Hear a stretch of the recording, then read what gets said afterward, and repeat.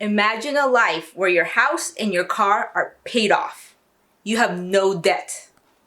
You have enough savings and investments to cover your yearly bills without running out of money. You can pursue anything you want. You can work on any projects that you're passionate about and not have to worry about money or whether that project makes money. Sounds like an amazing life, right?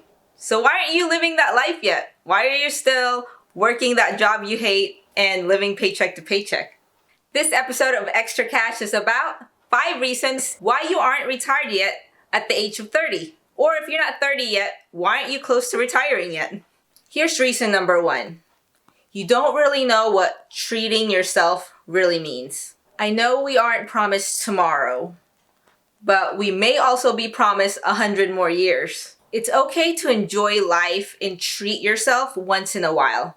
But if that treat becomes the norm, then it's not really a treat anymore, is it? It's okay to splurge on that overpriced Starbucks once in a while. Buy that avocado toast. But if you do it every day, you'll be numb to that special feeling the treat gives you. So just make that coffee at home and skip on that avocado toast and save that for special occasions. Whenever I treat myself, let's say I want a new purse or I want to buy a new arcade game, I think to myself and I ask myself, is there any consequences that will make me unhappy after this decision?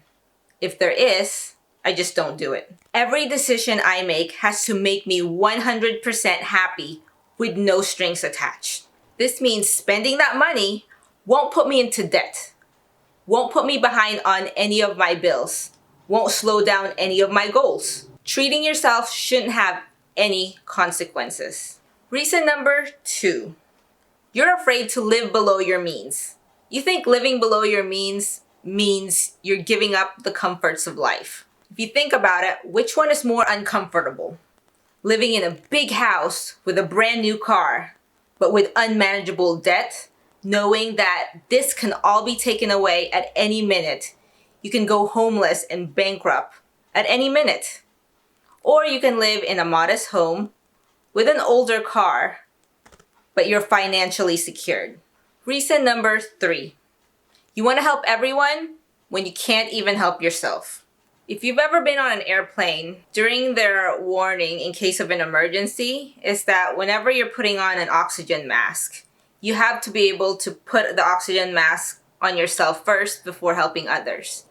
Because how can you help others if you're not alive? Same thing with finances. You have to be ahead and you have to be financially alive before helping others. If you sink while helping others, then you're not really helping that person. You're just shifting the burden from them to somebody else because you're going to end up needing help from somebody else. If you help someone, you better make sure that there's no consequences, no strings attached. Let's say if you want to help them with money, expect that they don't pay you back. And that even if they don't pay you back, it's not going to put a financial burden on you where you're going to end up burdening another person. Don't get me wrong, I think helping is great. And I think the more you make, the more you're blessed, you should help more people. But if you're not in that situation, I think you're going to do more harm than help because you're going to make yourself sink and then somebody else has to pull you out. Reason number 4. You haven't tried everything to earn money.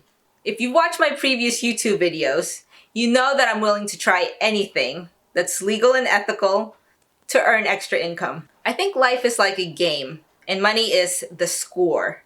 And it's fun to think of ways to try to boost that score. My mom, my sister, and I came from the Philippines to the US with a dream. My mom single-handedly raised my sister and I on minimum wage. And my mom was a financial genius. She had savings and she had no debt. She was always open to me financially since I was 5. So at a very young age, I was always fascinated about money and ways to earn money.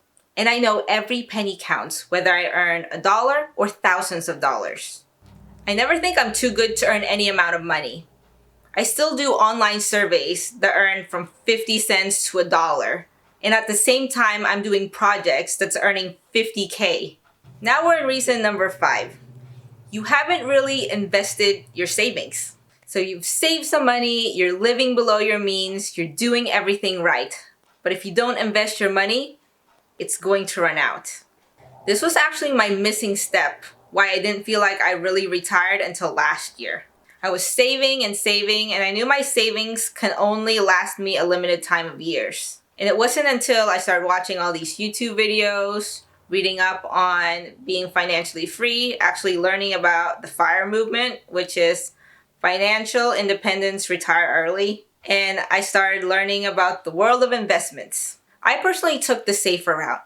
I put some of my savings in a few CDs and a smaller portion of that in the stock market. I'm still learning a little bit about the stocks. I put it in index funds, but I think I still need a lot more research about it to be more comfortable in putting it in the stock market. The interest and the dividends combined together is enough to cover my monthly bills, but I do want to expand that some more, be more secure in case of an emergency or in case I live 200 more years. I hope you enjoyed this video and found it helpful on your journey to becoming financially free. If you did, don't forget to high-five that like button, and also don't forget to leave a comment, share, and subscribe because I'll have more videos like this. Bye!